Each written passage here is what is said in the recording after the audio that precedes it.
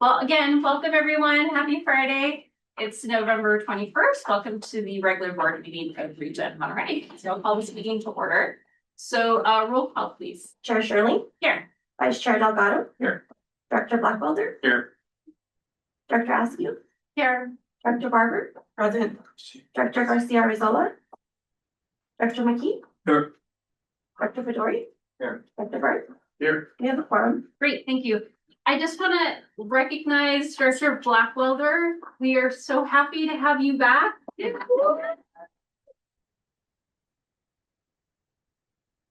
there. You like the haircut? Yeah, I figured I'd get a new haircut. You are in our hearts, and it feels so good to have you in your seat. So thank you very much for being. Well, I'm just glad you guys didn't fire me. So. All right, could you please join me in the pledge of allegiance? I pledge allegiance to The flag of the United States of America and to the republic which stands one nation under God, indivisible, with liberty and justice for all. All right, I'll go ahead and open it up for public communications. Anyone wishing to address the board on matters not appearing on the agenda may do so now. No one in here, and we don't have anyone online, right? We do have a few members online. Okay. No one for public comment. Okay. All right, I'll go ahead and I'll close public communications. We'll move on to the consent agenda. So we have 5A through 5E. The only thing that I'd like to note on the consent is the minutes for October 24th. It was noted that Wendy Rudaski was here, but she was not here, so we've made that correction. Is there anything else that the directors would like to address in the consent agenda? No. Would the public like to pull anything from the consent agenda? Okay. All right, I'll bring it back to the board and I'll accept a motion. So moved. Second. All right. Oh, awesome. All right. So we have a motion by Director Barber and a second by a first by Director Barber and a second by Director Blackwelder. All those in favor say aye. Aye. Aye. Any opposed? Aye. All right, motion passes. All right, we'll move on to the financial report. So for October 2025. Kurt. Morning, everyone. Through first 4 months of the year, things are looking reasonably good. October, our revenue was 4.9 million. We were over plan, even though we had no power revenue for the month at all. Our operating expenses are still in very good shape. We're about 59K under the budget for the month, and our net income for the month was 481K. Year-to-date revenue is 18.8 million. We're about $500,000 under plan. And it's primarily due to the fact we've had no power revenue in the first 4 months of the year. However, our operating expenses continue to be very good, and we're about $2 million underspend. And so our net income through October, 2.6 million. We're about $1.5 million over budget.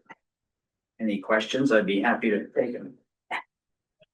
Questions for Garth? No.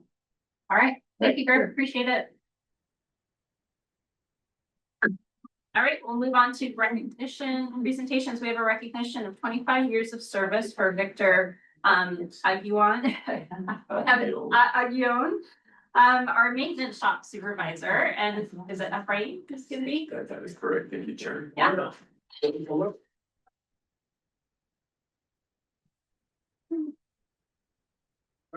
Good morning. Right. Maybe Chloe, but my name is Ephraim Lopez. I'm the equipment maintenance manager here at ReGen. Over the past 6 years, I really enjoyed getting to know and working alongside Vic. He has a ton of experience and knowledge, and he's got a great attitude, and he's just a pleasure to work with. 25 years is a huge milestone, and Vic's dedication and commitment to his job and his team shows in everything that he does. So he is truly someone we can all respect and appreciate. So please join me in congratulating Victor Aguion on his 25 years of service with ReGen Monterey. 25.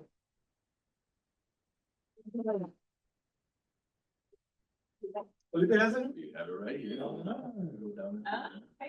As the chair goes down, I'd just like to mention a few words about Victor. He had an opportunity to work with him on our traits development. He's a big contributor. He's willing to teach and educate younger staff to get to a role that they can continue to grow within ReGen. So, you know, Vic's appreciation, he is a working supervisor, so he works, he manages, he collects data, he can show how people how to take tracks on and put on. So a really good demonstration of what the organization wants to be seen with its leadership. Thank you for 25 years of great dedication. Thank you. Welcome. He does it all. Thank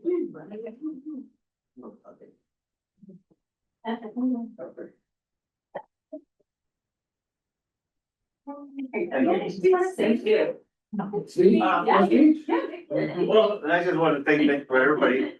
I couldn't have done it without our team members, you know, they helped me a lot and made me make it through these years and we'll keep going. We appreciate your Thank you. service. Thank you. Thank you. 25 more.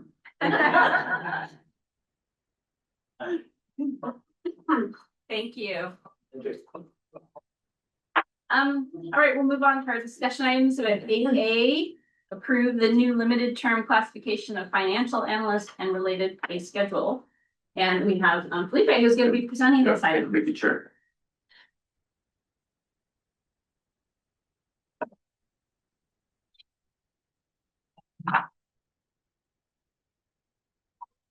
Good morning, Felipe Melcher, General Manager here at ReGen. Today, wanted to talk a little bit about limited term classification of financial analyst and related pay schedule. The recommendation is to approve the addition of a new limited term classification of a financial analyst and related pay schedule.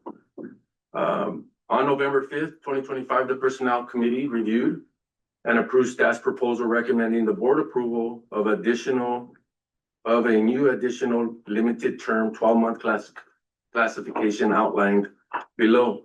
The finance and the accounting department currently consists of 6 budgeted full-time equivalent positions. The department has identified the need to add a financial analyst position with specialized experience in solid waste management services. This new classification will provide critical, analytical, and operational support to the Director of Finance as detailed in the attached position requisition form attachment A. The addition is proposed for a limited term of 12 months, after which we continue need for the role will be evaluated. If approved, the Finance Administration Department's total FTE count will increase from 6 to 6.75. The financial analyst position will be classified as a confidential, non-affiliated, and scheduled for 30 hours per week. The position will be eligible for health and retirement benefits in accordance with the Affordable Care Act and CalPERS regulations. The proposed pay range is aligned with the market median, attachment B. The financial impact for the 25-26 annual budget is estimated at $90,670 and will be paid for from the funded positions that remain vacant during the fiscal year. The amount includes salary and benefits for 7 months, December 2025 through June 2026. The remaining balance will be included in the next fiscal year budget. At this time, I'd like to present that the Personnel Committee recommends board approval of the additional new limited term classification of a financial analyst to provide critical, analytical, and operational support to the Finance Department on a limited term basis of 12 months, effective December 1st, 2025, and the related pay schedules on attachment B. I'd be happy to take questions at this time. Thank you, Felipe. And Director Mayor Delgado asked about why you were presenting, and so I just want to say Bert is at a conference, Yes. so that's the reason you're presenting this item. So thank you. Thank you, Chair. Are there any questions? Yeah, Director Berber. Yes, so the vacant positions that have salary savings right now that are allowing for that 7 months of this position, are they planning to be filled during the FY 2026? I didn't. The vacant positions, that you said there are some vacant positions where salary savings are, this is where it's being, this particular new position, this proposed being pulled from. Yeah. So my question is, are they to be filled during FY 2026? They potentially can be, but we have various of them, which exceeds the total amount of 90,000. So we're very confident, even if we did hire some of those vacant positions, that we would still have the funding to pay for this position. Okay. Thank you. Any other questions? No. I have none, so I'll take this out to the public. Any questions from the public or comments on this item? Sure. No. Okay, we'll bring it back.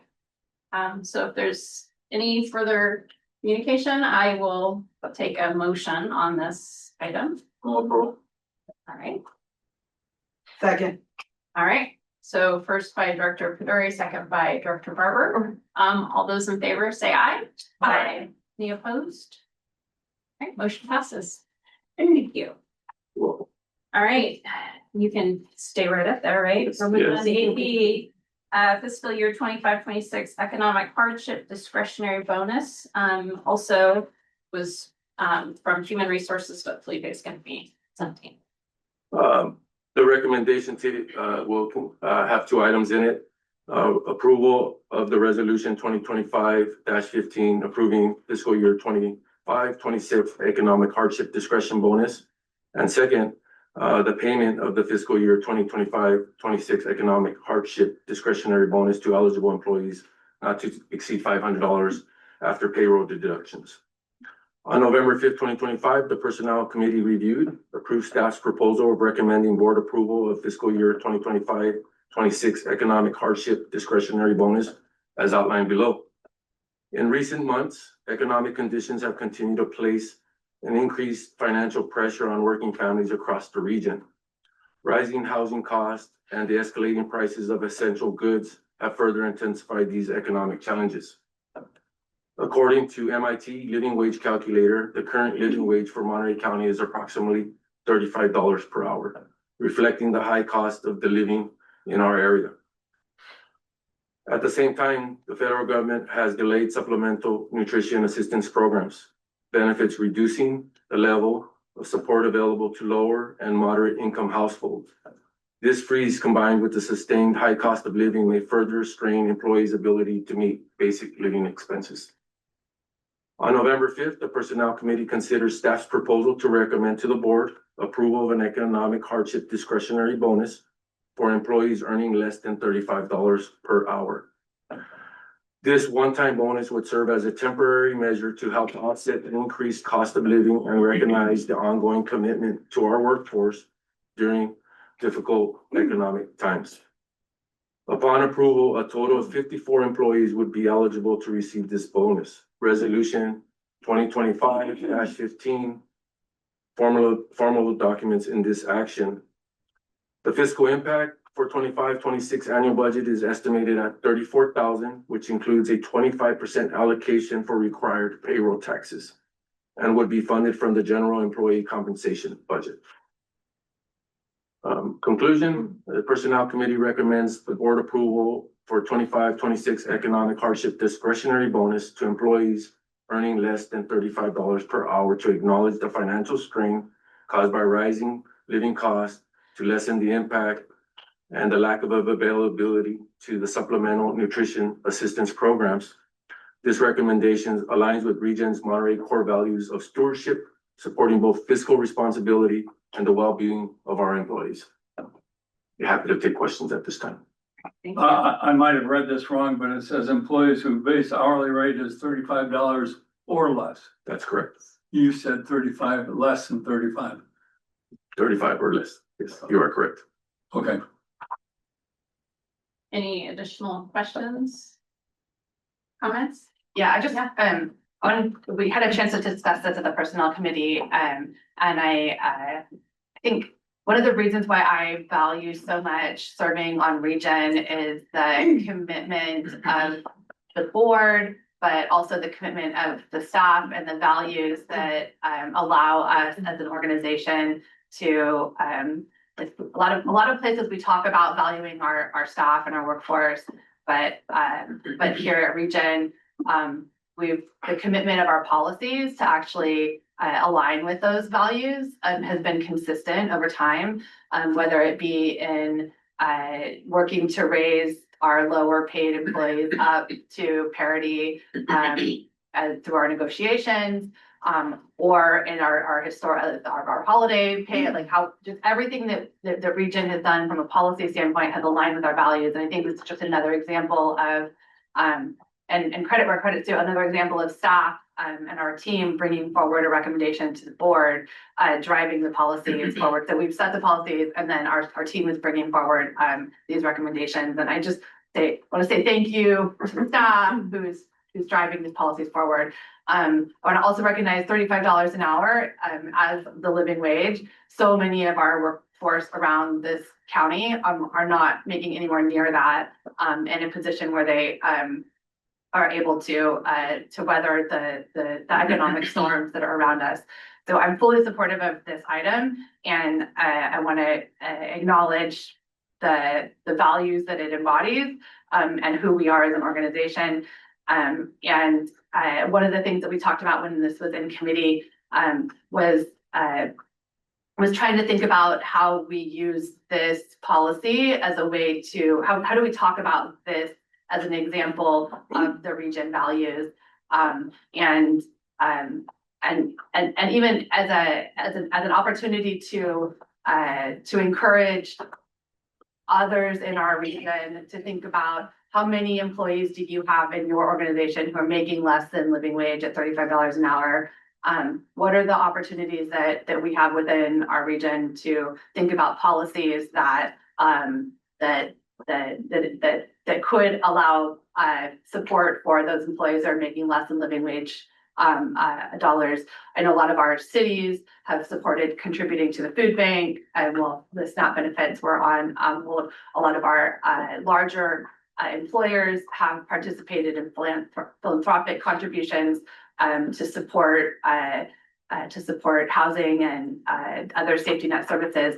But fundamentally, being able to pay employees living wages and to support employees so that they can meet the needs of their family and allows people to be self-sufficient. And I just really value that's the role that we're able to play at ReGen. So I want long way to say, I'd love for us to think about how we can talk about this and how we can use this as an example to say to others in our region, what are you doing? How are you thinking about the policies in your organization that allow everyone that works with you to have the dignity of a living wage job, to care for your family and meet your own, meet the needs that you have for housing, for food, and for your own dignified work, meeting the needs that you have. So just thank you, staff, for bringing this forward. I'm fully supportive.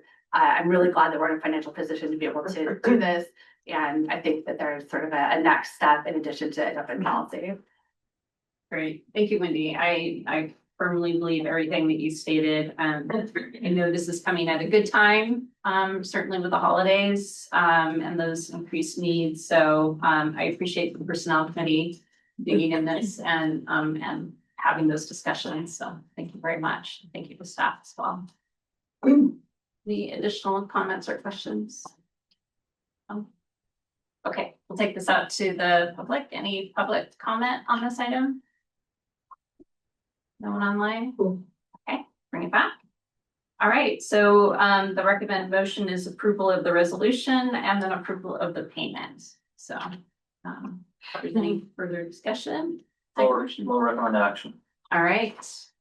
Motion by Director Peduri. Second by Director Byrne. Thank you. All right, all those in favor say aye. Aye. Any opposed? All right, motion passes unanimous. All right.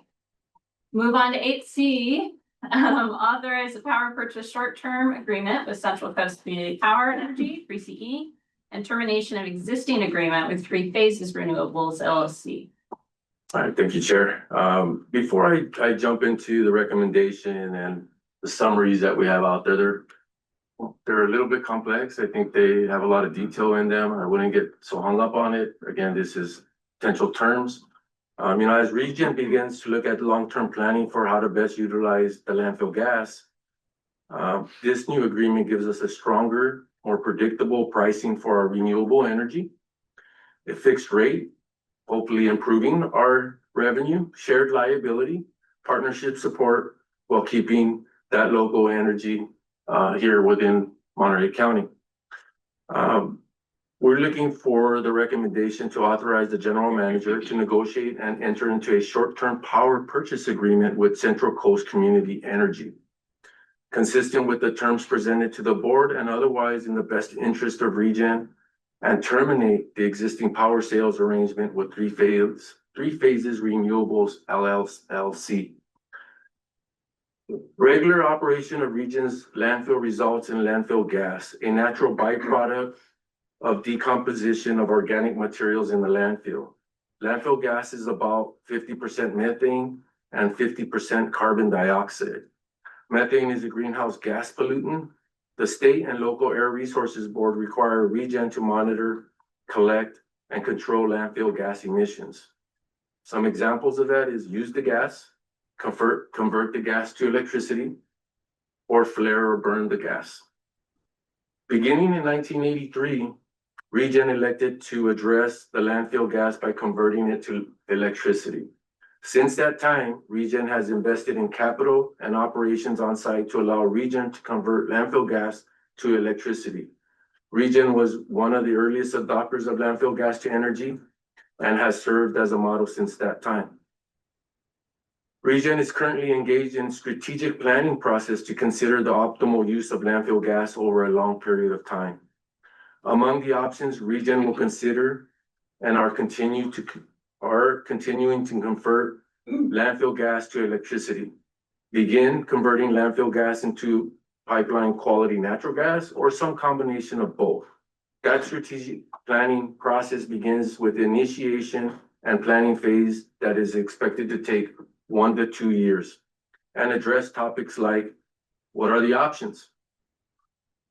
What are ReGen's long-term goals? What are the existing commitments and constraints? What is the capital investment? What are the finance options? What are the expected returns? What are the risks? Based on the board's decision in planning phase, the process may be followed by execution phase that would take 1 to 3 years, involving permitting and a build out of any new capital infrastructure. In the meanwhile, while the strategic planning process is ongoing, ReGen is continuing to optimize the sale of electricity it produces from its landfill gas. To preserve flexibility and optionality, staff recommend ReGen consider a short-term 1 to 3 year arrangements for its sale of electricity. The total electricity production capacity today, assuming only existing equipment, is about 3 megawatts.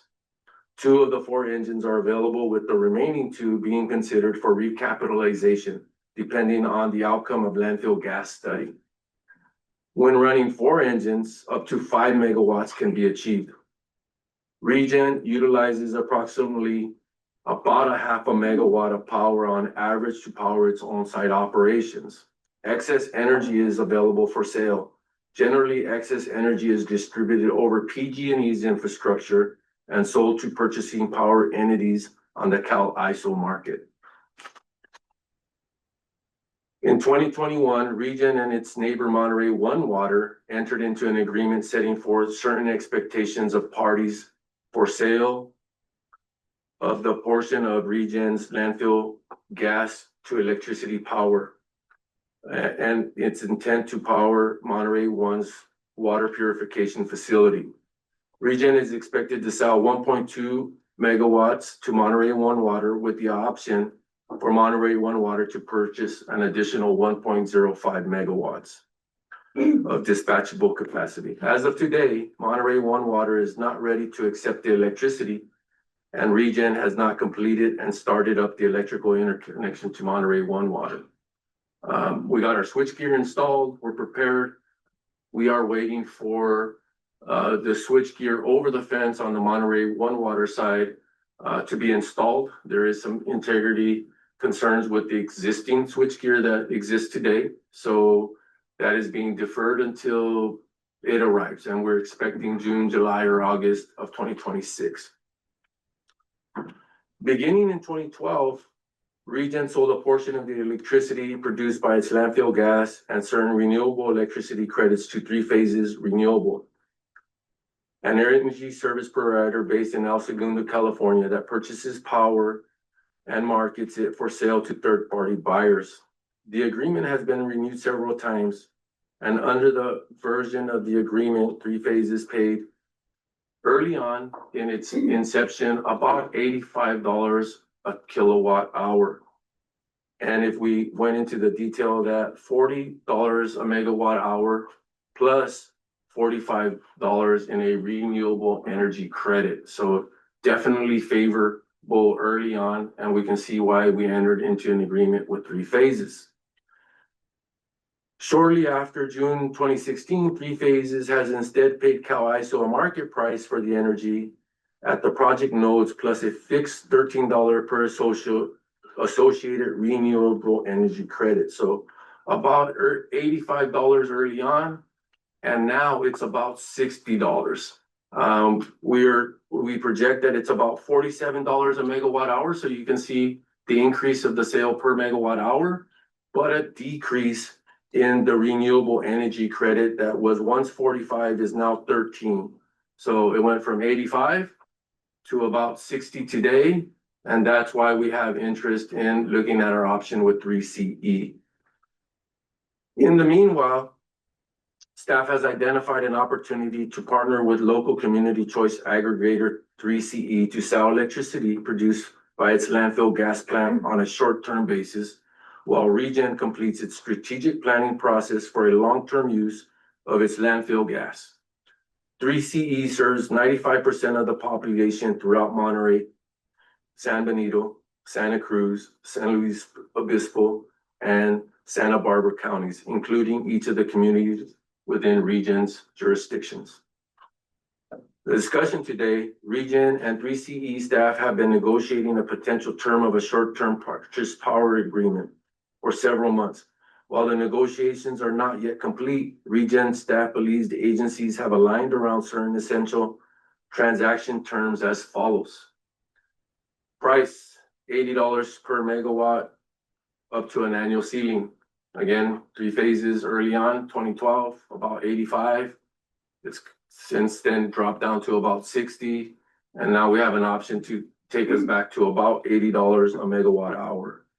The duration, 1 year expected from February 26 to January 2027, with a potential option to extend.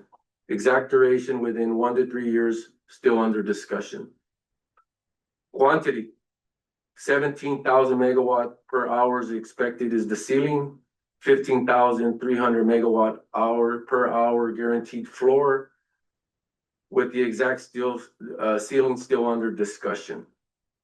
Security, we did discuss security, and 3CE did let us know that they already had reduced the security amount from 125 to 105.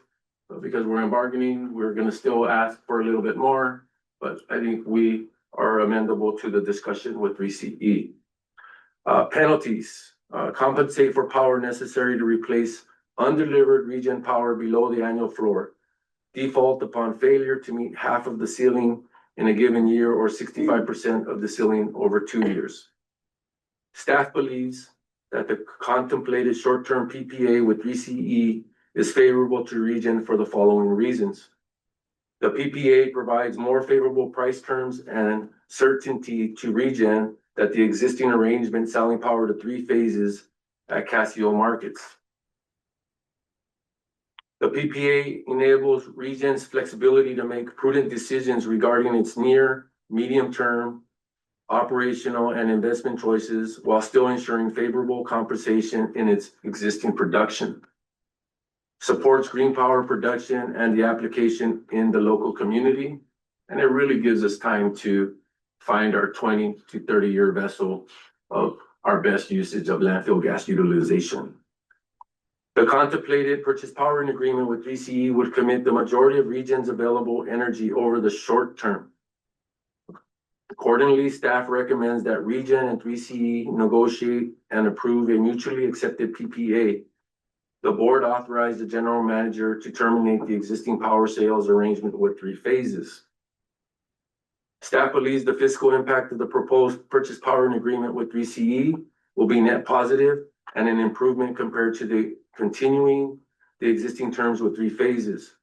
ReGen is planning a capital expenditure related to rebuilding engine number 1, which is an expense the agency would have expected to incur to produce electricity, regardless of who ReGen sells the power to.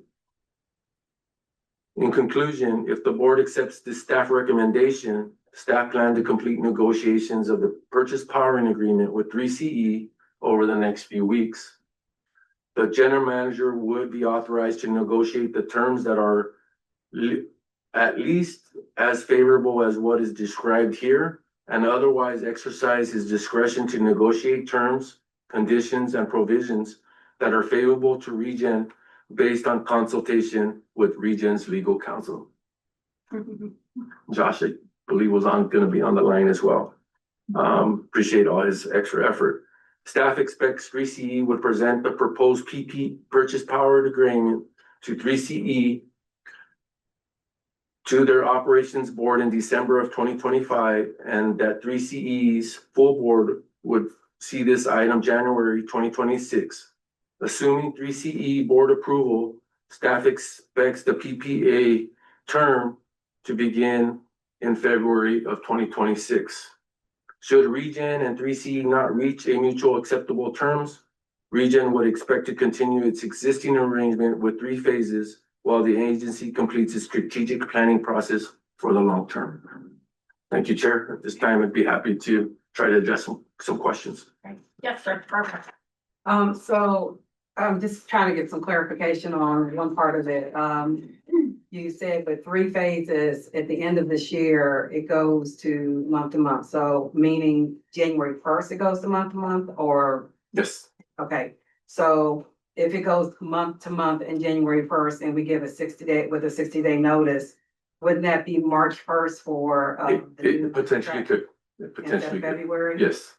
Okay, because you're saying February to begin with 3CE, but I'm curious as to if we went February instead of the March 1st with 60 days, does that cost us anything in that 30-day window, which is if it would be earlier? If we need to go to March 1st, we would continue that extension for 1 additional month. So we would still be under the existing terms until we can make the transition over. So 60-day notification is an item that can be invoked by both parties. So we have notified 3 phases that we would like to go to month as we continue to evaluate our options with our landfill gas usage. They could essentially tell us that, no, they don't want to go to a month, but they have not. And so this will be part of the discussions as we continue to execute this PPA. And it could be February, it could be March, depending on the discussions between all 3 parties. Great question. Thank you. Thank you. Any other questions on this item? Yeah, Yeah, for just sure. ask a quick question. Just from me, and I'm sure you guys did the math, but how many megawatt hours can we produce with the 2 or 3 engines that we have operating? So we've run our math, and we have a ceiling that has a provision in there that if we exceed 105% of that production, we get 0. So as we enter into our negotiations, we will probably alter the 17,000. We think it's about 18,000 and some change, so it exceeds the 5%. Yeah. So we're gonna sharpen our pencil, and we'll get to a number that we feel that we can achieve, and that we don't underachieve our production possibility. So we want to be as close to the production and also meet the ceiling and the floor of the term of the agreement. It's a great question. It's about, I would say, maybe a little bit more than the 17,000 that we've designated.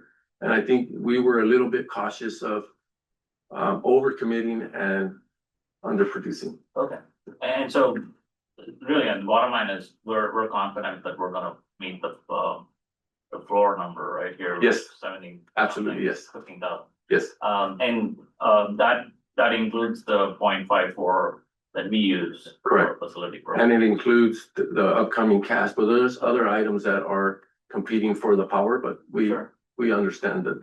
And just from my understanding here, penalties, it says, you have to, there's some sort of things in here, but that's again, megawatt hour. Like, Yes, number of hours that you can produce times whatever, $80. yes.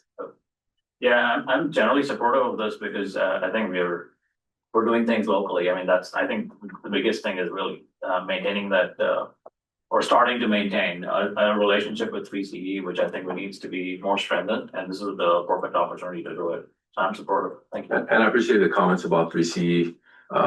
They've been very supportive in making us more knowledgeable of what options could be presented. And so, Robert Shaw, appreciate his leadership with his organization and his staff that has helped our staff interpret our position. Thanks.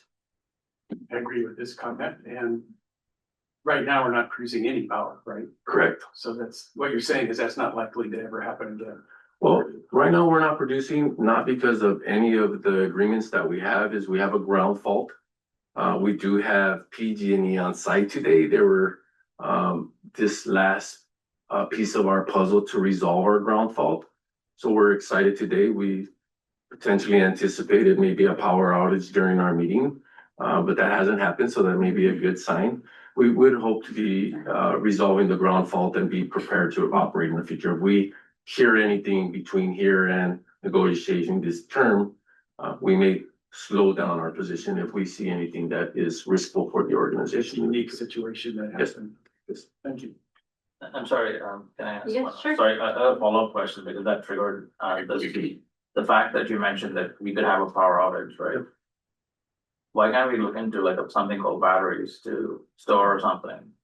Is this in the works or not? It could be an option for us long-term wise, and having a community aggregate of 3CE that knows where grant funding and opportunities will survive, that could be a potential. It is something that we are looking at when we produce power, is how do we produce it and store it for the best sale, which is at nighttime, and that would be an opportunity. So we have explored the opportunity. It's a great Yeah, one. because that goes back to your earlier comment, right? Like you're tweaking to come to certain ceilings, et cetera. Yeah. Perhaps battery might be the way to go, like, or whatever, if not battery, some temporary storage. But thank you. All of our jurisdictions are part of 3CE, and all of our jurisdictions are represented by this organization. So it's two organizations that were part of negotiating this. So that's a good thing. I think there's a level of trust with 3CE, but still, if we just had our own BJ hat on, Josh, I think is someone we're relying on to put our best foot forward. And so I would like to hear from Josh, because I've not met Josh. I'd like to hear from Josh, a couple of points that he thinks are really good about this potential agreement. And if there's any vulnerabilities or important uncertainties about this that Josh is aware of. Is Josh on the line with that? I'm waiting. Flippy, can you He's on share the who line, I'm Josh just is? waiting for. Yes, Josh Kermsey is a segment of Shoot Mahali and Weinberger, and he is their electrical attorney. They're very familiar with Pacific Gas and electrical rules, and he has spent enormous amount of hours with ReGen staff to recognize what all our options, what are our goals, what are our strategies, recognize risk, recognize opportunity, and most importantly, recognize that we're gonna have to do this in segments, and recognizing all the competition for that power or the usage of landfill gas utilization. So I feel very confident that Josh has represented ReGen very well. When we discussed the term sheet with 3CE, he navigated the entirety of the meeting and used staff for support to really hammer in those points that were of value for ReGen for consideration. But thank you for your question. He's on the folks, line. can you hear me? Go ahead and step out of this role here. So Josh, if I could repeat my question, just if you could mention to us 2 or 3 of the key advantages or strengths to this agreement from the ReGen side. And if there's any vulnerabilities or important uncertainties that you see potentially in this agreement. Yeah, thank you. And it's great to virtually and audibly meet all of you. I think the primary advantage is Felipe was alluding to is that the agreement would guarantee Sounds pretty neutral. compensation with Hearing you, Josh, can you give us a oh, second? okay. That's good.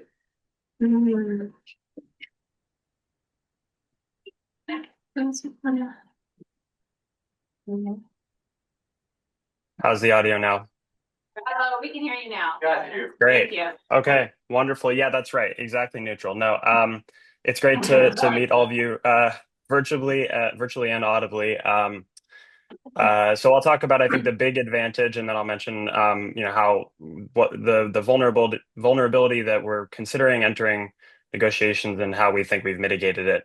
I think as Felipe was alluding to, the major advantage is that this guarantees compensation for a significant amount of ReGen's potential production uh, without generating a significant amount of risk about being able to meet the minimum floor while securing favorable price terms. So part of the conversation that we've had with 3CE and internally is what's a reasonable figure that ReGen feels very confident it can deliver to meet the floor, and how can we have a maximum ceiling so that if ReGen has more power to deliver than that, it's still being compensated for that power.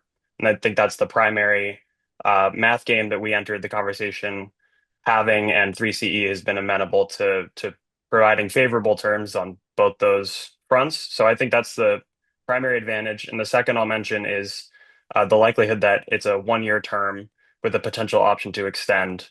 Because while it's also securing a favorable price, it ensures that as ReGen considers its long-term power options, it's not constrained with a several-year agreement that limits the investment choices that it can make or commands a certain amount of power if the market changes and more favorable opportunities present themselves. You also asked about potential vulnerabilities, and I think the primary vulnerability that the team was considering entering negotiations was, of course, the possible penalty for non-performance or for default. Those terms generally in the contract are tied relatively low, the percentages of power that would need to be met or not met to default or to have to compensate for missed power. And so I think the total amounts that you're looking at help to significantly mitigate the risk that ReGen would find itself in default or would find itself producing less power than it needs to. And the other way in which that's mitigated is generally the contract is concerned about annual delivery of power and not instantaneous delivery of power, so that if ReGen does experience a momentary hours-long outage, it has to conduct various types of maintenance, et cetera, et cetera. It can find opportunities to continue to meet the annual figure over the course of the year. So one more question that you've brought up to my mind, Josh. How is it that we're able to peg so accurately our production is fairly certain to be within 15.3 and 17 megawatt hours? It just seems like a narrow gap. Yeah. I think Go I ahead, can David. take that. Yeah, think I can take that, speak better on it. The maintenance schedule, the runtime is based on running a certain number of engines, and this is where we're talking about having that floor and that ceiling.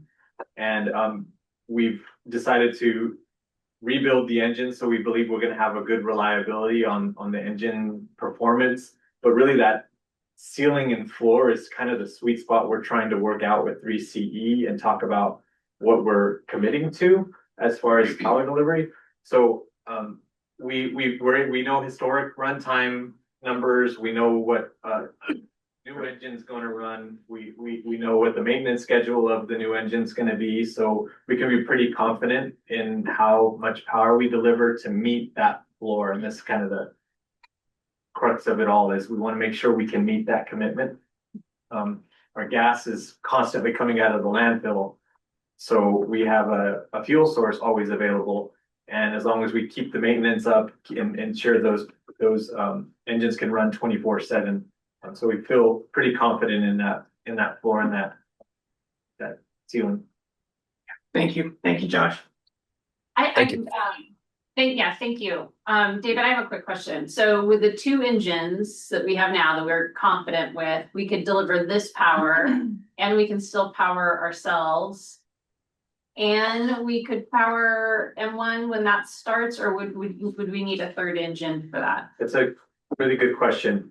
So the current setup with the two engines would be for this agreement and our power. Okay, When we, as we progress forward in power delivery to M1W, ReGen would need to add an additional engine. okay, At that point, we have two cups to fill, right? And the way the system is set up, actually the M1W cup needs to be filled first, the way the electricity network is set up. So we would need to meet both requirements, we'd have to invest in another engine and keep the existing engines that we're talking about today in play. Okay, because we're anticipating that M1, our power agreement to begin hopefully, like in this, at the end of this fiscal year, do you think? At the, yeah, Next as the transition of the fiscal year. Okay, okay. And so, we have a budget for a third engine?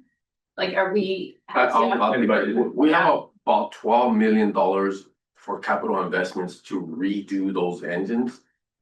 But the concern is, do we spend all that money now and then we off ramp into a different direction? So we want to take this in fragments or in segments. Once we could talk about our MOU and the delivery over, there will be the consideration. And at that point, if we feel confident, we'll go ahead and purchase the third engine, a brand new engine that could run its course of the life to continue to deliver in Monterey One Water. But we are very interested in continuing to have discussions with Monterey Run Water about the MOU. And that's really to make sure both organizations are benefiting from that PPA that would go into effect. So we do have some curiosities, and the CEO of Monterey One Water, Pashudo, is willing to participate in the discussions around that PPA. So it is taking it segment at a time, but I think them not being prepared to receive power now is very favorable because we're still continuing to evaluate what our options on the best uses of the landfill gas. But great questions. As you can see, try to hoop all of these items and complete them all together, basically impossible. It'll have to be done in sections. Okay, Director Byrne and then Director. What's the expectation for the price that Monterey One Water is gonna pay versus this contract? I think the expectation is that they're both on a fixed agreement, so we're not playing a day ahead of market, which is definitely favorable for us. We could run absolute math without having, a loophole of, the market was 3 cents, the market was 10 cents. Getting to a fixed arrangement on both of the agreements are definitely favorable for ReGen. But it'll be similar or competitive? Yes. Director Garcia Arzola? No, that was it, sorry, okay. Comments from Director Ramirez? Yes, oh, yeah. Well, there's already an agreement in place with M1W, and it's for a higher rate than what this is in front of us today, because we're paying wholesale price, and with M1W, they'd be getting like a retail price, and that's what they're competing, they're looking at. So we get more money. As I mentioned before, that would require us to invest also. So we have an investment and we're gonna be getting more money for the power. So it's kind of.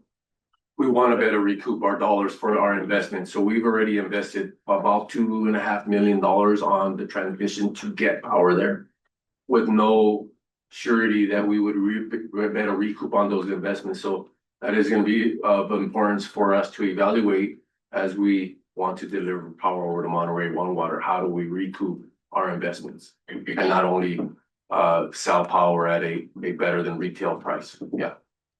But to directly answer the question, the staff report says $1.25.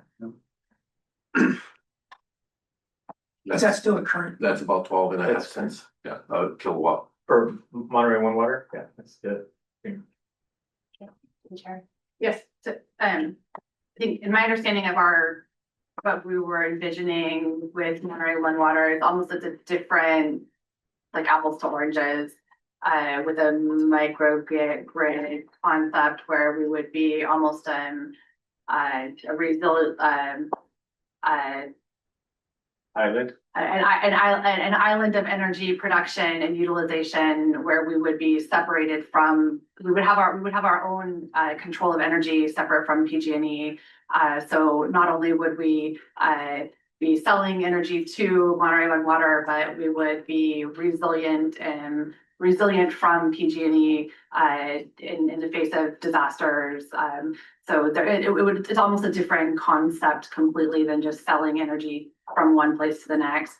So there'd be other benefits to the arrangement with Monterey One Water that we were talking about. So I just want to make sure it's not just what's the price to sell to one versus the other. So I do think it's important that we continue to pursue the conversation about the island concept, the microgrid concept with Monterey One Water, for all of the reasons that it insulates us from the risks. We do operate, and Monterey One Water operates an essential function, and with the disasters that we've experienced recently, having ongoing operations and sustainability, resiliency, so that we can continue operating even if PG&E transmission falls out. Having reliable energy sources here on this campus was something that was very attractive to me as a thought and a concept. I think could be attractive to funding for our project. So don't want to abandon that concept just yet. So I like the idea of a temporary, like, let's get started on this in the meantime. But in that vein, have we checked in? Monterey One Water is aware that we're sort of thinking about this. Okay, so that was one question, and then definitely a fan of 3CE. I think it's great that our region has partnered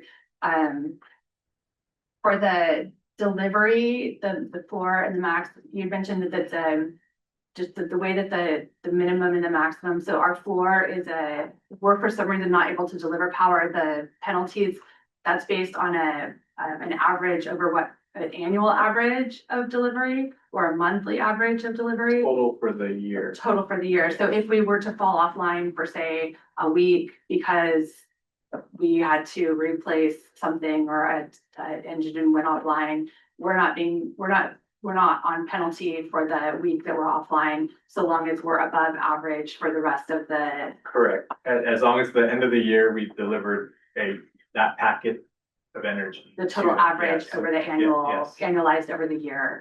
And staff sees this more likely that we'll go over the ceiling than we will be under the floor. Okay, thank you for clarifying that. And I guess the only other question that I have or thought that I have is, as we're negotiating with 3CE, given the fact that we are another public entity, that they are looking to make, I think, investments in energy production, we have the opportunity to continue producing more energy with the right kinds of investment. I'm curious. I'd like to just jump right in, right? Okay, yeah. I'll start with a microgrid concept. I think the microgrid concept, without diving into the weeds of a microgrid concept, has its challenges, not only with PG&E. That's having the exact measurement of power for every entity. It's not possible, and this is why we want to have the ability to go over the fence, because quantities matter. There is challenges with the language Rule 21 and for PG&E that they don't like that term microgrid when we use it. Okay, well, I won't use that word. I don't know what the right word would be. So I would just make sure that we're not drawing facilitating a position of we're going to be a microgrid in a short amount of time. I think that is a longer privy than what we have in front of us with the best utilization of landfill gas. I think that is the first concern. And I also want to make sure that we recognize that the amount of power that we produce, in comparison to PG&E, 3CE, 3 phases, is very, very, very small in comparison to what the communities are using across the board. And I think that imposes a challenge for the organization. And so having a good partner that's a community aggregate as well really fits well because they're looking out for us. We also want them to get a fair deal at the same time. So I think that's the same concept that we have with Monterey One Water is that we want it is fair for both organizations. It has to make some sense. So as David mentioned, we're in an MOU. But there is some provisions in there that we can act on, and I think it's a little bit premature for us to get into them, but just be open to the ideas that the staff is working on, that we're considering all those options. And I know microgrid, when I first got here, it was like, yeah, we even had a microgrid director. And it's very complex. It's super complex.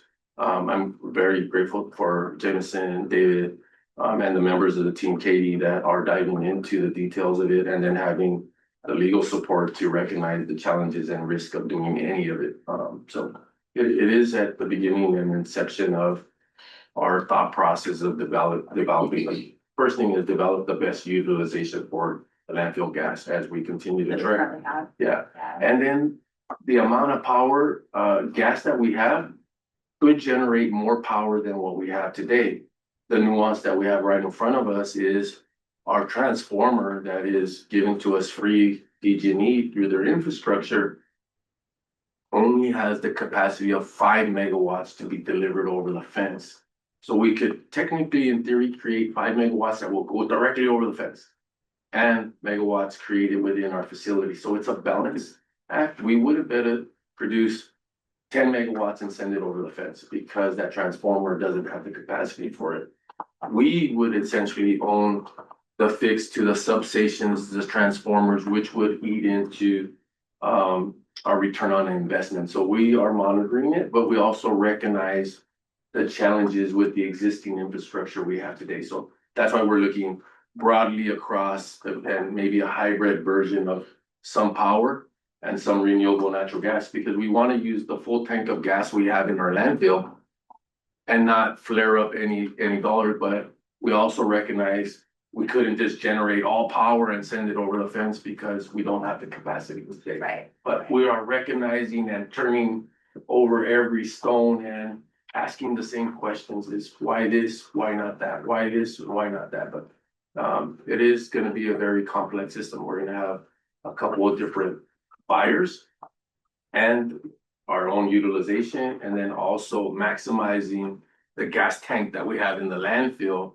and utilizing all that gas. You know, we want to run that thing dry before we burn anything out that flare. So it is a time that the organization is recognizing a different pathway than what has existed for the last 30 years. Great questions. I appreciate it. So we would be ending the MOU with Monterey One Water. No. Okay, so can you just clarify, so, because we invested quite a bit of time and energy, like you said, Yeah. into sort We just want of to mapping out. We just want to reevaluate the MOU. Is it So that open big? the MOU, look at the MOU that's in place. So we had I think there'd been an ad hoc committee that had been meeting, I don't think we met this last year. Maybe in the reopening of that MOU, it would be worthwhile to have Great situation. reconvene that Yes. that group, just to kind of bring us all up to speed on where we're at from our side, not as the joint MOU group, but the ReGen side, just so that we're clear on sort of where we're at and what the thinking is currently. And just for clarification for the public and the board is, we did have an ad hoc committee representing both Monterey One Water and ReGen in the discussions of the feasibility study. And so we could ask for another ad hoc to review potential changes in the MOU, reopening the MOU, or are we stuck in this MOU, but really giving some visual to not only the representatives, but the public on the anticipation of what it could occur, right? Anything's possible, but we are not there yet, but I think all the points are going to be taken and considered as we move forward. We appreciate it. Yeah, okay, yeah, good. Any further questions on this item? All right, we'll take it up for public comment. Any public comments on this item? Okay, close public comments. Come back, any further discussions, or we can have a motion on this item? All right, Okay, I'll second that, but if we could add just within the direction to authorize the negotiating entering short-term power purchase agreement with Central Coast Community Energy consistent with the terms presented. But also to reconvene the ad hoc MOU committee. Ad hoc, I don't know the committee is called, if it had a name. Feasibility The study. feasibility study committee.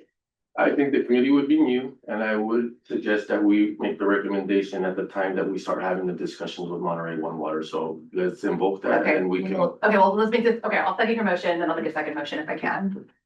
Okay, so we've got a motion to authorize general manager to negotiate this power purchase agreement with 3CE. So that motion was made by Director Garcia Arzola, seconded by Director Root Askew. Any further comments on that? No? Okay, so all those in favor say aye. Aye. Any opposed? No? Okay, motion passes. And can I make a second motion? What's the, I'm sorry, the content of the motion Yeah. relates to the recommended formation of an ad hoc? Yeah, I think it would be, and we have an ad hoc that's in place. Does that ad hoc not exist anymore? Well, we haven't met, so maybe this is just directing, directing the staff further to the when we get to the place, because you're talking about the MOU with M1, which is separate than 3CE. Well, but it's tied to the power purchase, it's tied to our. Let me pull this up again. It's tied to the agreement that we have with Monterey One Water that we're opting out of through this motion that we just made. I think that MOU. We're not opting out of anything with Monterey One Water. We did describe that we're Two separate. separate items. Well, we're authorizing the general manager to terminate the existing power sales arrangement with 3 phases. With 3 phases, which is different than that's sort of our over the fence power sales that we make. Right, but that's tied to this. I can, Dave, Maybe go I ahead. can- so, ReGen has historically sold power into the utility grid through the PG&E line of network. That's the 3 phases agreement. So out in PG&E world, in the network of power users, there's buyers, like 3 phases, Trillium, there's these other people who are buying and reselling the power out in that market. That's like the CalISO market. There's various players.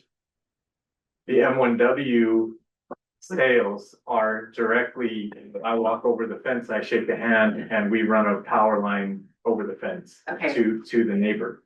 That's separate. And what we're talking about here in this agreement is just what we're sending out into the CalISO I market, got it. changing buyers out Okay, in the so CalISO it's not market. So connected, they're, not connected. they're independent. Okay, thank you for that. I was misreading the sentence. Okay.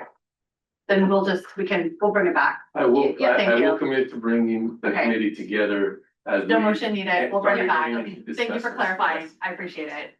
Yeah. Okay, great. Thanks, everyone. Appreciate that. I go cross-eyed every time. Deal with this, it is really complex. Yeah. All right, we'll go to 8D. We have a legal counsel update. Did we take a vote? Yes. I heard a motion, a first and a second. I wasn't sure I heard a vote. Yeah. Oh, we did. Okay, that's right. Thank you. Okay, yeah, no, that's okay. Thanks for checking. I appreciate that. All right, we'll go to legal counsel update, overview of recent changes to the Brown Act. Okay.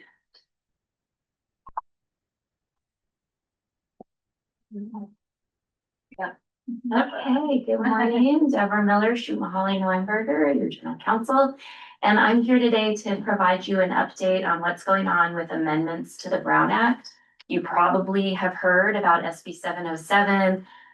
It is legislation passed this year that makes the most significant changes to the Brown Act, which is our open meeting law, in the 20+ years that I've been practicing law for public agencies. The headline news for ReGen, though, is that it's really not going to make much difference for this body. So headline news, and I'll tell you a little bit more about why. But for ReGen, I don't think we're gonna see a significant change in the way that we currently run public meetings and interface with the public. But what you should also know is that the law is complex and it is not a one size fits all to public agencies. So it depends on the kind of district you are. So are you wearing your hat as a city council member or as a county board of supervisors member?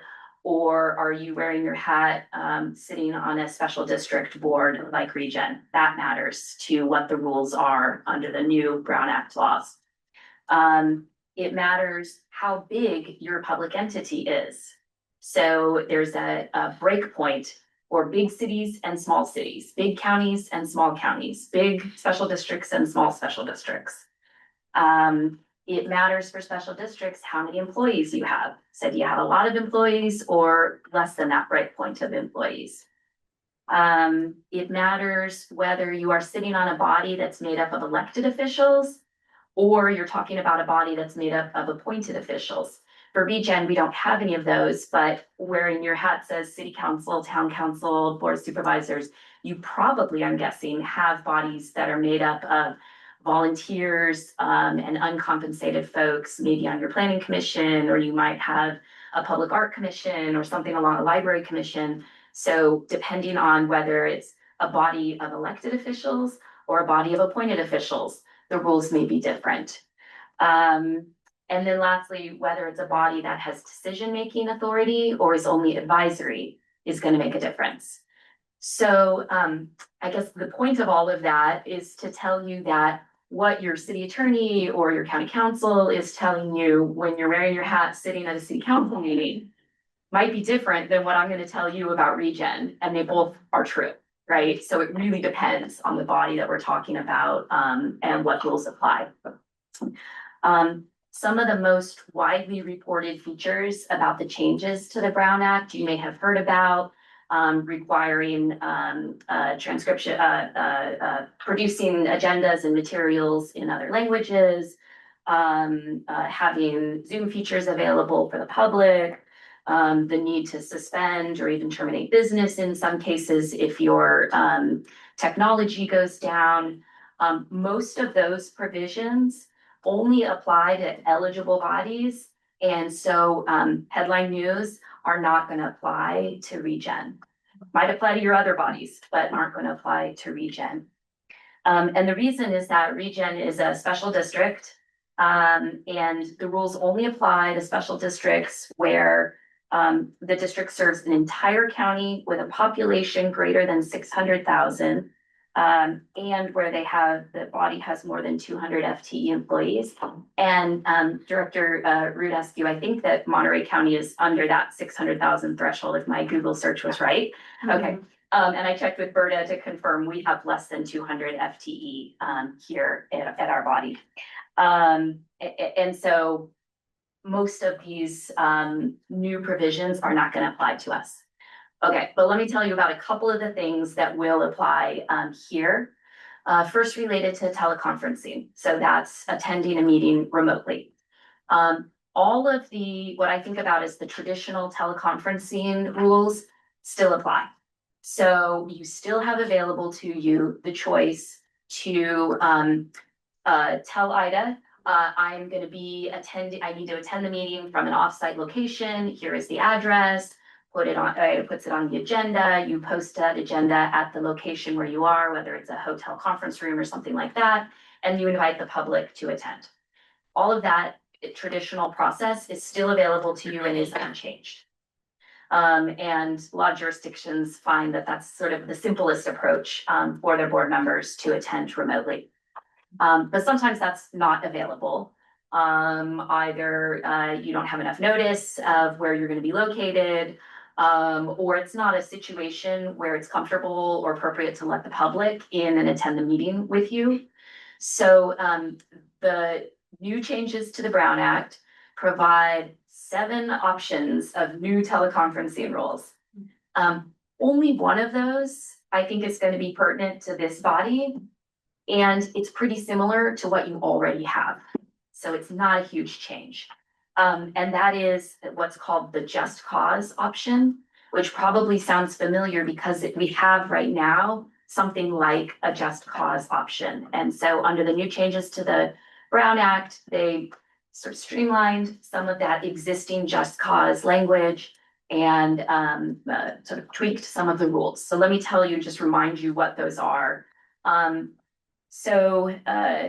For just cause, a board member on ReGen can attend a meeting remotely and does not have to let the public attend and does not have to post the remote meeting location.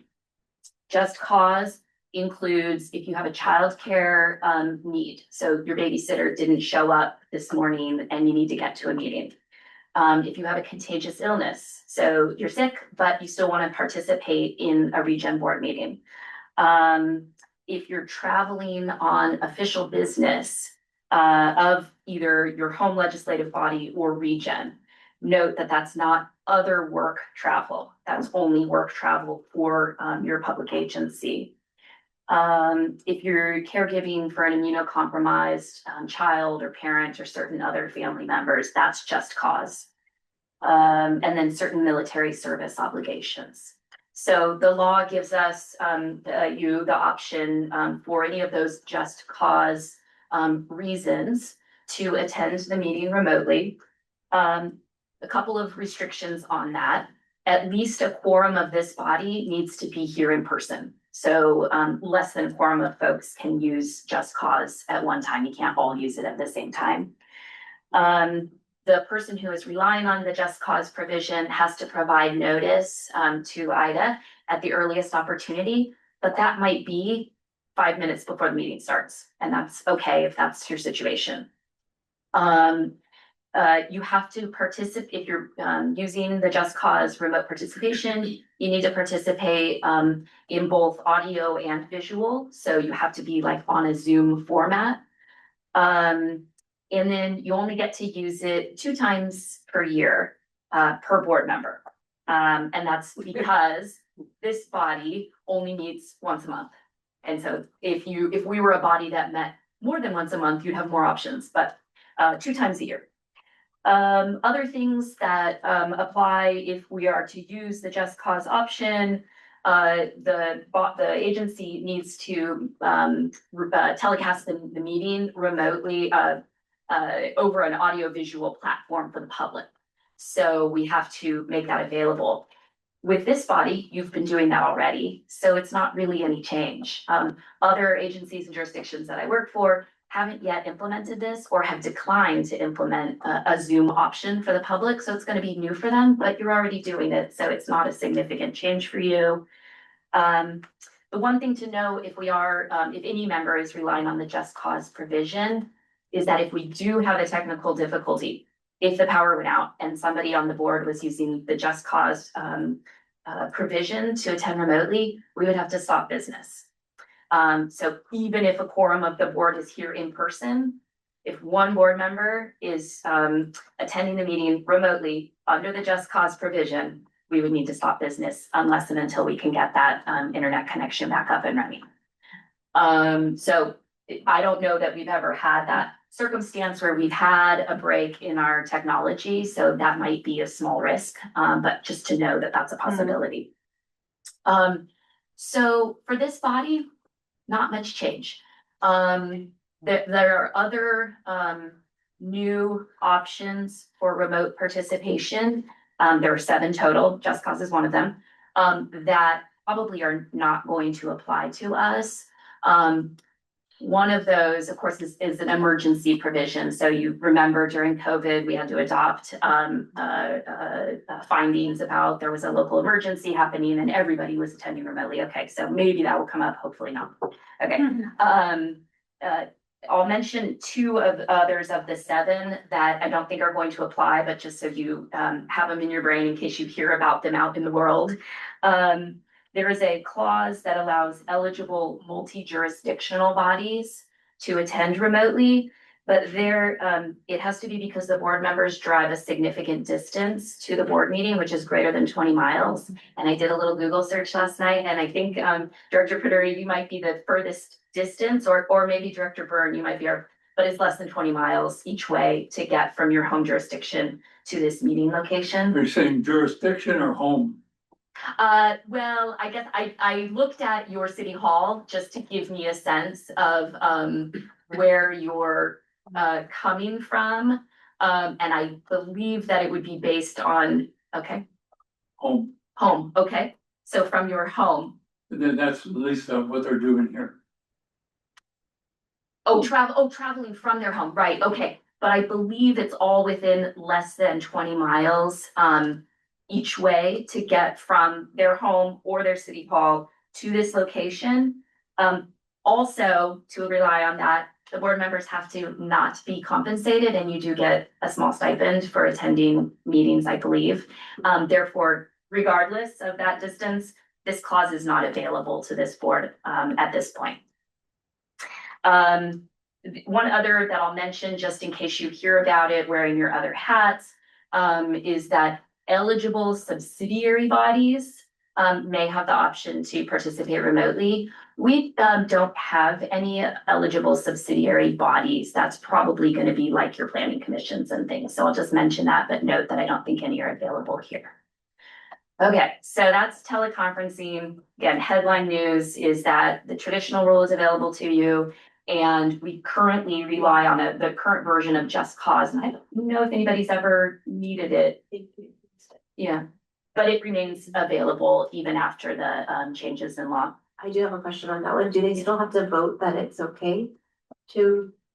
For that, no, we do not need to, under one of the clauses of the current version of the Brown Act, the board has to approve the sort of basis for attending, and that is not applicable under the new changes to law. That's right.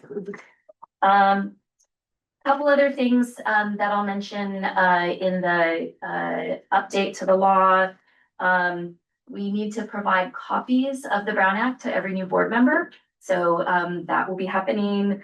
The updates to the law squared what previously had been some uncertainty between the ADA and the Brown Act, and now makes clear that board members who need to rely on who are eligible or qualifying under the ADA may attend remotely, full stop, as much as they need to, and without inviting the public in or anything like that. So clarification there.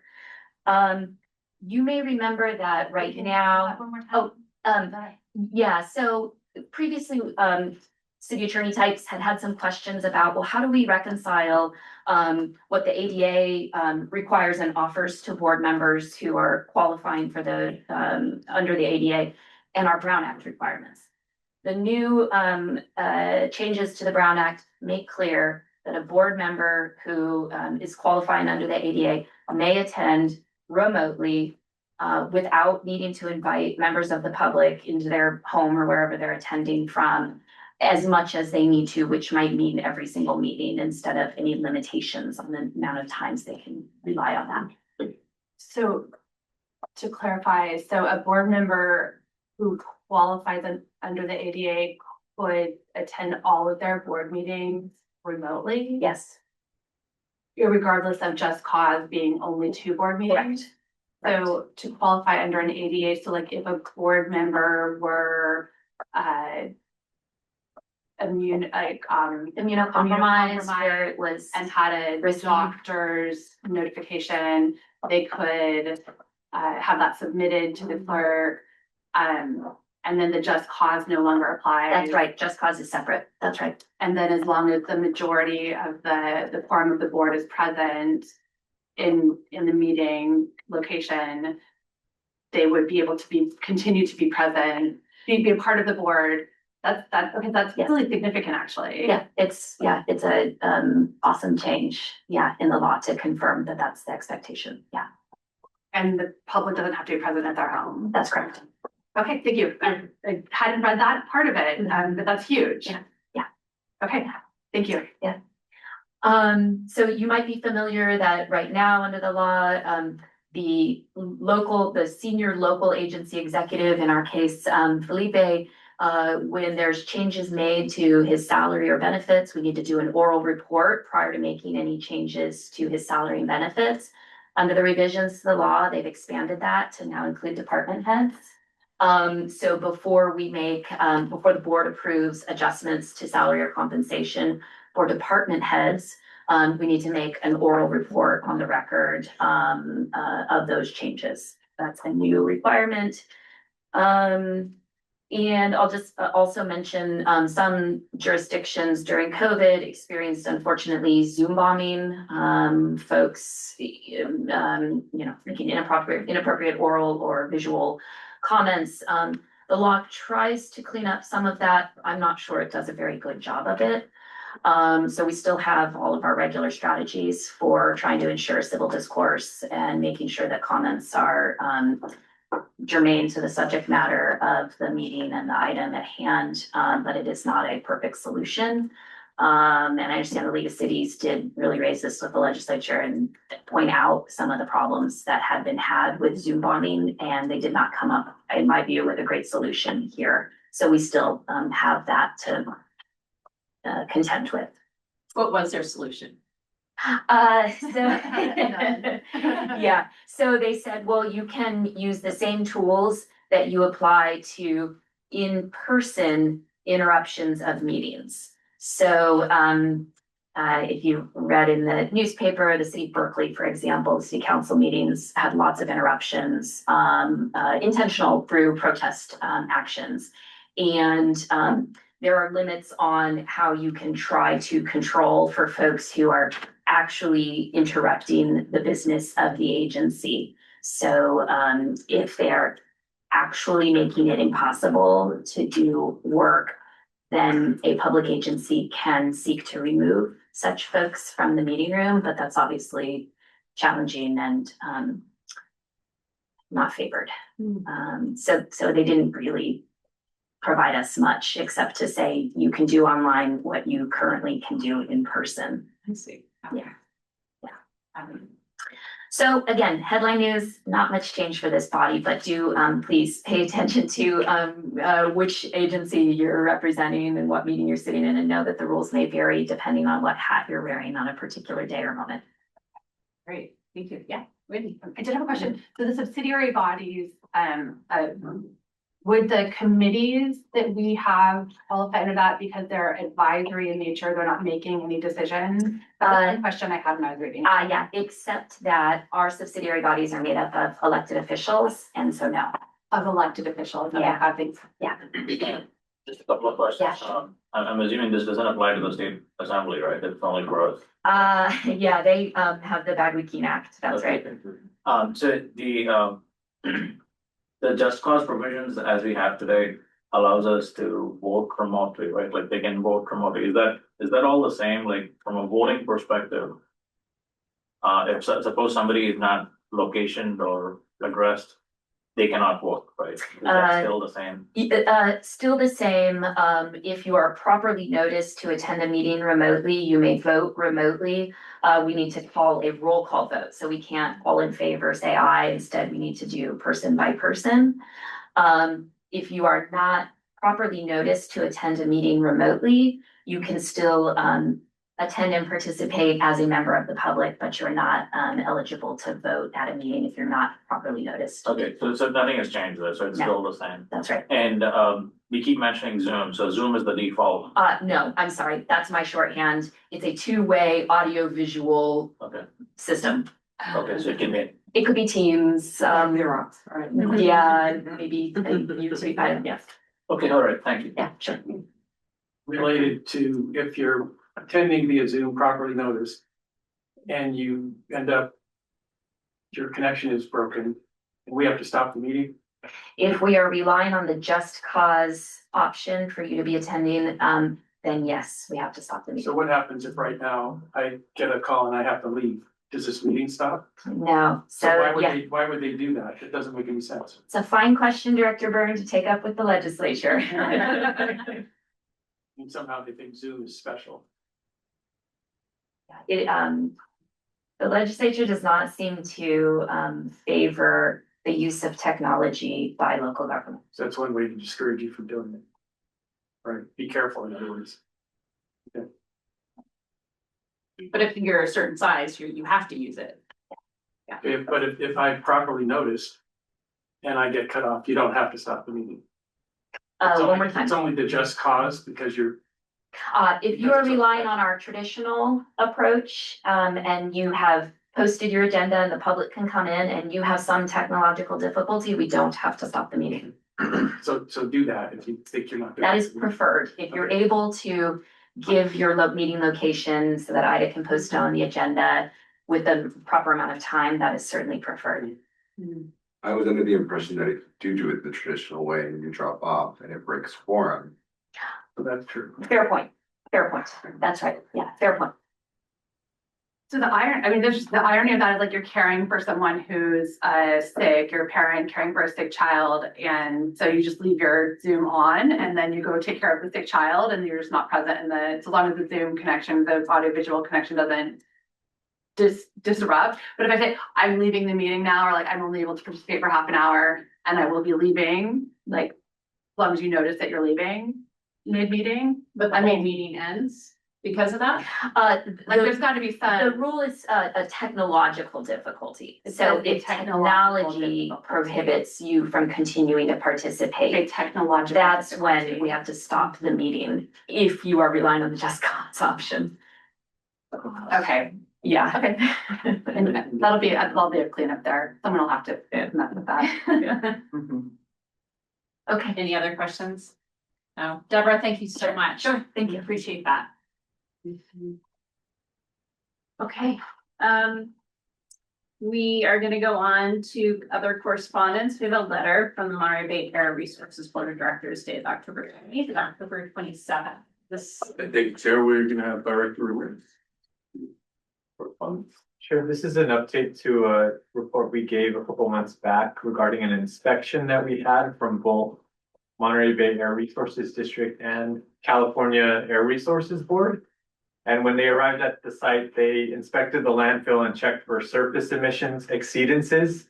And those surface emissions, that inspection yielded findings of some areas of the landfill that had exceedances.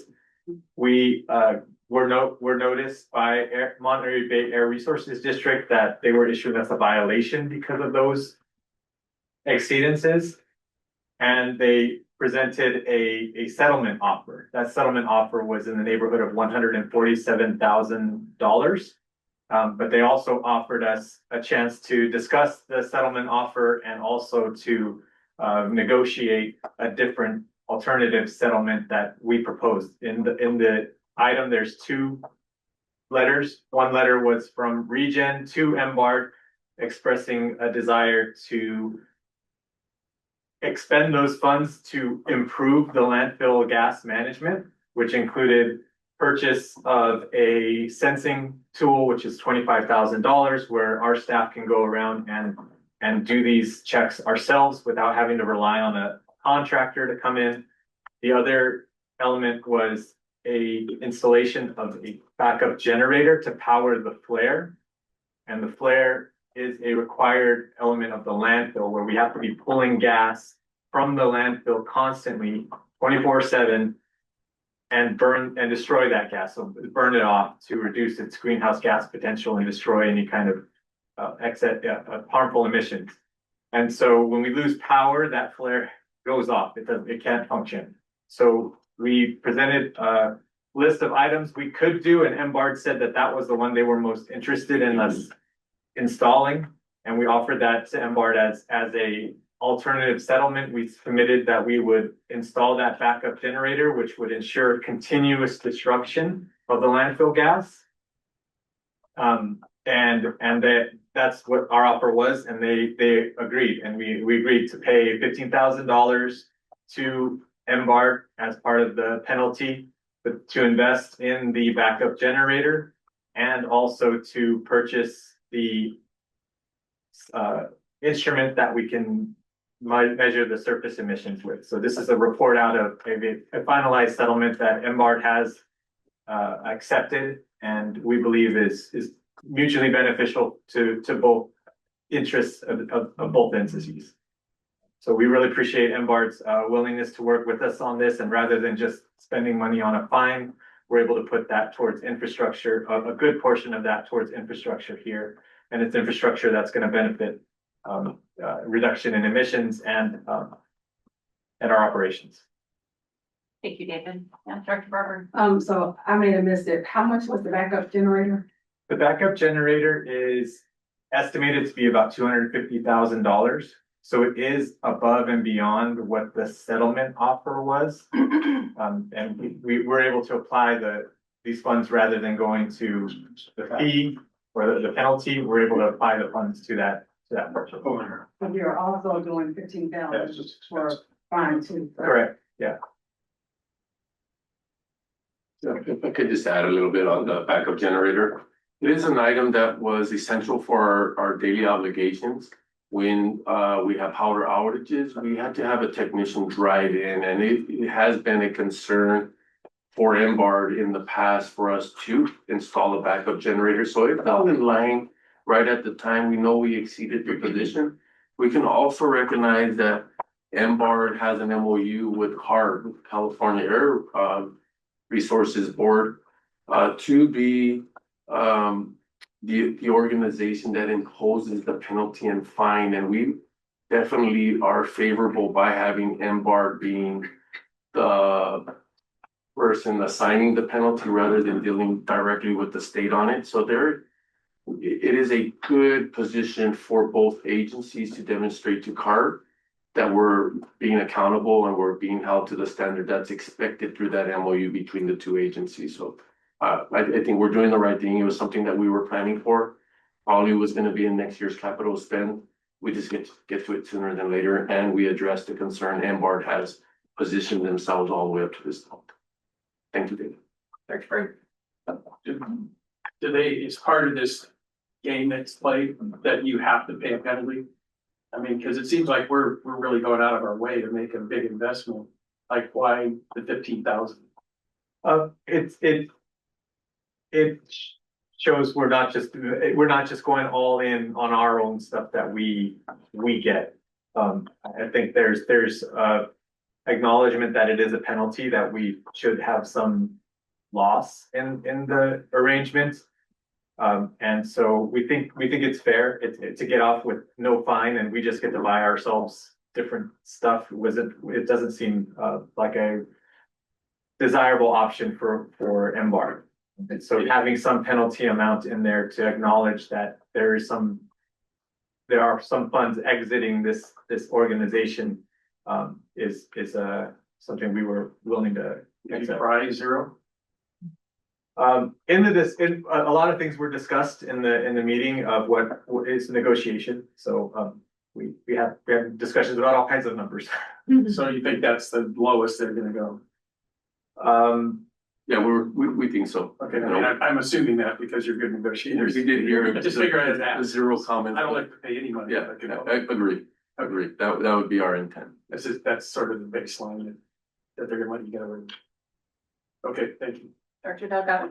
Yeah, yesterday when we talked about this issue of price, between the chair and the general manager and I, it was communicated that MBARD is local, and it's always better to deal with a local firm than trying to get the state's ear in the future.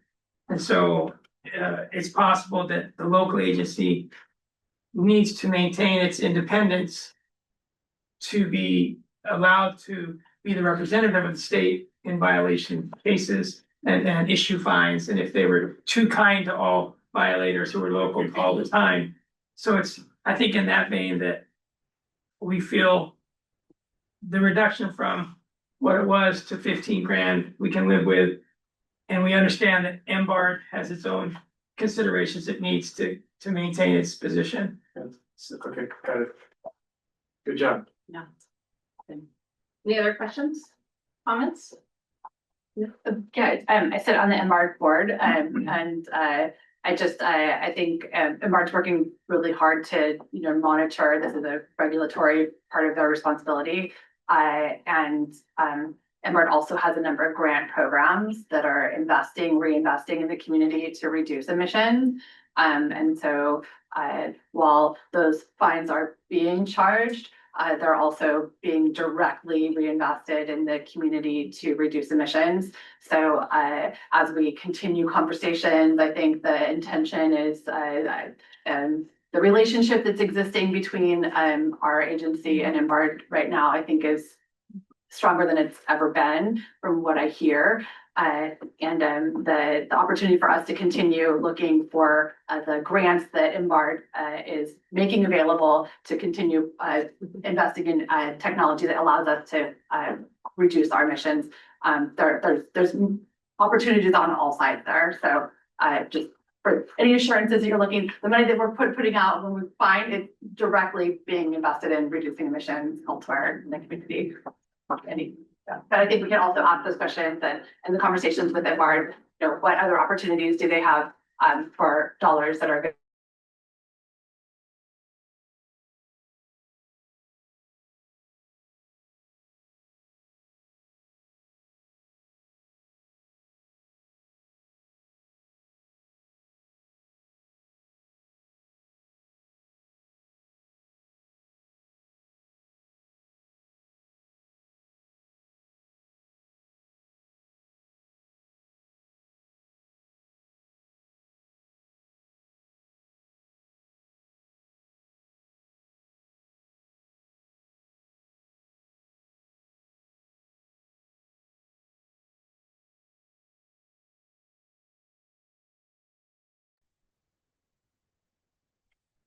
The landfill is its own permitted entity, which is separate than a generator. And so to say this generator will reduce emissions of the landfill, they draw a line between those two because they have separate permits.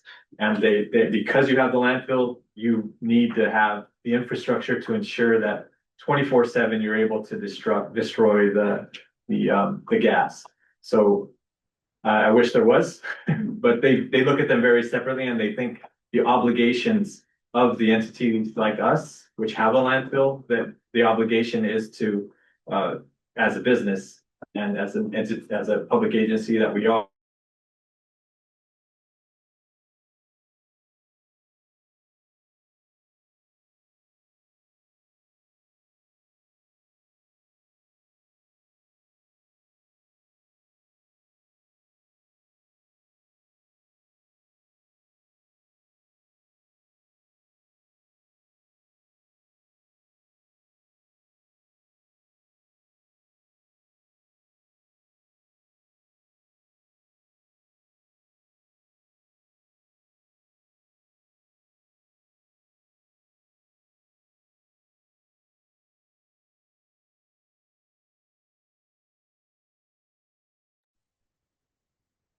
All right, thank you. Okay, needing clarification. Yeah, no, that's good. Thank you. Okay, our next item is election officers for calendar year 2026. And so it was my duty to put together an ad hoc committee for that to help.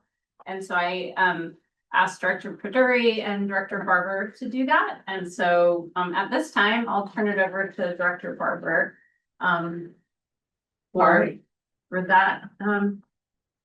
Thank you. So Director Perduri and I, as Chair has said, we're part of we're the ad hoc committee for the election of board officers. And our nomination to the board is after polling each one of the directors. Our nomination to the board is Chair to continue as Chair Shirley, and Vice Chair to continue as Vice Chair Delgado for 2026 to 2027. Additionally, there was a consideration that came up from a couple of the directors that wanted the board to consider for next year at this time to look at rotation as well. But as we are presenting today, the nominations are Chair Shirley to continue and Vice Chair Delgado to continue, and both have been asked if they would accept that, and both have said that they would accept. Thank you, Director Barber. So I just want to draw your attention on the dais, it was a printout that does go over the policy for election of board officers and appointment to board committees. This was put out in 2017. And so I think it's an appropriate time to review this, not now, but what I would like for you to do is read this over. And if you have comments or suggestions, to give them to our general manager, Felipe. Then he can adjust this policy based off your feedback. And then this policy can then go through the personnel committee and then eventually come back to the board. But I do think it's a good time to sort of review our policy on this. So I want to thank Chaps and Kim for your work on this ad hoc committee. And I'm very pleased and honored to serve my third year, and it'll be my last based off our policy, which is fine. This has been such an honor. I love this board. I love the staff. You guys are the reason why I run for city council, so I can do this. So thank you very much. I greatly appreciate that. I'd just like to make a comment that we had a short window to get this done. I appreciate really all the board members here reaching out to us really quickly, which made our job Yes, easier. thank you. Yeah, thanks. I mean, that's one of the reasons why it's so great to serve on this board, is you all are wonderful people to serve with. So thank you very much. So I just like to say thank you to Kim. You've done a really good job, and that's why we have our confidence in you. Yep. Thanks for the good job. thanks. Thanks to Chaps and Kim for doing that work you've done. Yeah, appreciate it. Yeah. And if there's anything any feedback, that you want to give, I'm always open to it. So I just want to say that too. All right, so I guess we need a motion on this. Question. Sure. We have a listing of the officers. You talked about the chairman and the vice chairman, but all the officers, don't we have a series of officers? This agenda item is only talking about the chair and vice chair of our board. Election officers for calendar year. Yes. So I assume that was ReGen officers. No, it's chair and vice chair. It's Those are the election officers for board. Yes. Excuse me. Yeah, that's okay. That's all right. All right. I'm gonna make a motion to appoint Kim Shirley. Sorry. Oh, go ahead. It's Okay. at the same time. Okay, so the motion was made by Director Garcia Arzola, and then second. Happy to make a second. Okay, all right. All those in favor say aye. Aye. Any opposed? Motion carries. Thank you so much, everyone. All right, we're on to general manager communications. Lupe. Okay, I have a few, so bear with me. Excuse me. CAS update on October 31st, 2025. ReGen Monterey reissued the CAS construction project invitation to bid. Staff worked with the design team to clarify the scope and implement anticipated cost-saving modifications. The modifications do not alter the throughput capacity of the facility or overall goals of the project. MBARD. On October 30th, 2025, MBARD issued ReGen Monterey a notice to comply. During the annual Title V inspection in September, staff did not have a current calibration record for the flare flow meter available as required by the permit to operate. Since then, staff worked on to get the devices calibrated and is issuing a response today to MBARD. California Air Resources Board. California Air Resources Board issued a public notice of proposed amendments to landfill methane regulations. Staff issued comments to the proposed amendments for CARB's consideration before their hearing on November 20th, 2025. Comments were aimed at how the proposed amendments would affect municipalities from an operator perspective. Franchise planning for 2030. The 7-member agencies currently serviced by Green Waste Recovery, with agreements set to expire in 2030, are now working collaboratively with HF&H consultants through ReGen Monterey. We are currently in the phase 1, public and stakeholder engagement. HF&H will hold public meetings and are helping ReGen hire a public opinion survey firm who will help determine the public's level of satisfaction with the current service as well as the priorities of future services. Mural ribbon cutting. As part of our Sort with Heart campaign to encourage composting of food scraps, a mural titled Black Gold by Hanif Pani will be unveiled at the event in early to mid-December. This event will be open to the public and formal invitations will be delivered to the board of directors. The mural is funded by the grant from Cal Recycle for Senate Bill 1383. Stay tuned for more details. If you haven't seen the mural, it's on NC side. It's on a great big white wall, has a beautiful woman with her hair flowing back, and it goes from materials that create compost to compost design. It's a great looking mural. I'm excited that we'll have one of our board of directors helping with that ribbon cutting ceremony. So we would like to see many of the directors attend. This beautiful mural in all of Monterey. Really nice work. Thank you for the comms team and the continued efforts around Senate Bill 1383. City of Santa Cruz tour. The City of Santa Cruz Public Works Engineering team came to visit ReGen Monterey to get a closer look at ReGen's different operations. We dove into discussions around compliance, landfill operations, and shared best practices. Some of our guests had taken a tour at ReGen during the CRRA conference in August and were eager to bring their full team back to ReGen to learn more about ReGen operations.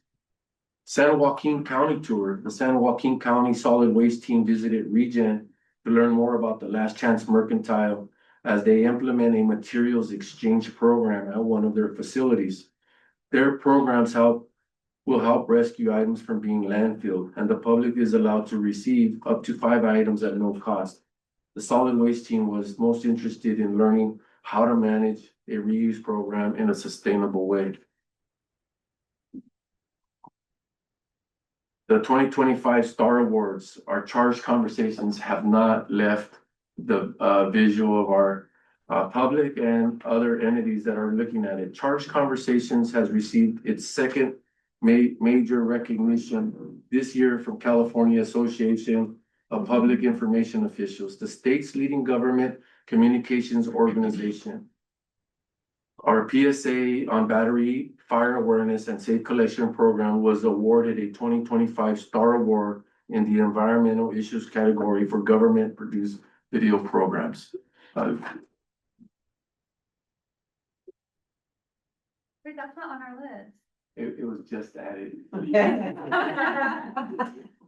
trying to copy and paste it over here with my notes. You'll also see on the dais in front of you a Engineers Magazine issued November 2025 issue. ReGen Monterey was recently featured in the November issue of Engineers News, which goes out to more than 38,000 operating engineers, local 3 members across California, Nevada, Utah, and Hawaii. The full color publication covers union news, major infrastructure projects, workforce training, and the facilities where operating engineers work. The story offers a detailed look at local 3 officers. A full site tour to see the OE3 members in action. The article mainly spotlights our culture of pride and advancement, noting the longevity of our operating engineered workforce and the many employees who have risen from entry-level roles to heavy equipment operators, supervisors, and managers.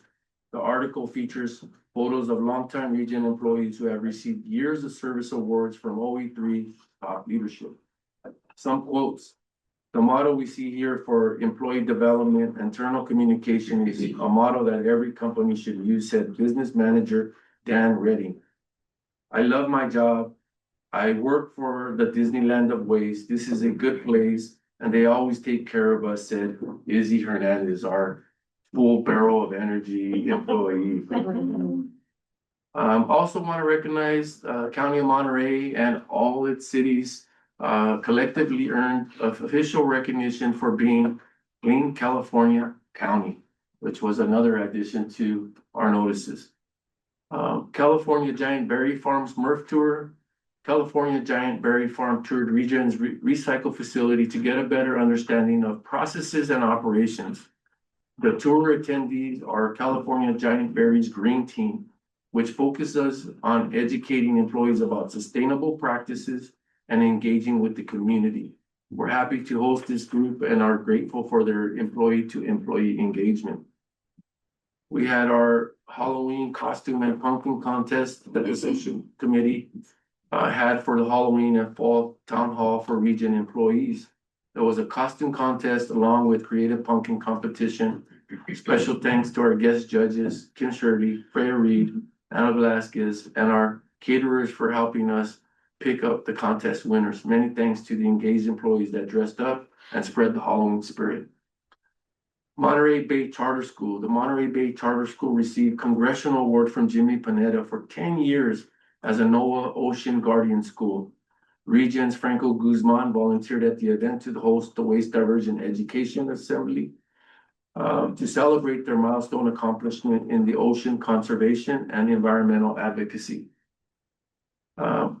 Before I get to my last item, I also want to take time to give thanks for all the employees here, the board that supports us, the community that supports us, that we have a great Thanksgiving, that we get an opportunity to reflect on ourselves, our family, recharge our battery, and enjoy the warmth of our family, friends, and our colleagues. And I hope that everybody is safe during this holiday season.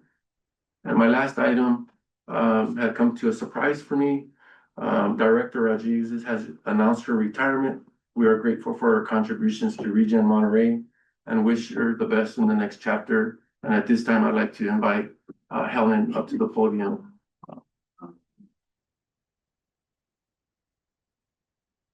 Let's see, Felipe said I had until 12 o'clock. No, briefly, I just want to thank the board. It's been such an honor and a pleasure to work here. I want to thank you all for your commitment, and working with you has just been such a pleasure. And it's actually been the best board I've ever worked with. Secondly, I'd like to thank my fellow staff members who have been, I have to say, top notch. They have all been dedicated, and whether or not you know or of this, but they have all been 24/7 on call. So, example of that was a couple of days ago, we had an alarm here at 10 o'clock. Felipe's texting, we're all texting back and forth, and we got what we needed to get done. So, but that's the dedication you have from this team. You know, we have David, who's constantly forward thinking about new projects, trying to get things going. Well, it has been quite a challenge for me, to be honest. And I always tell him, don't be afraid to tell me, I won't cry, I promise, I won't cry.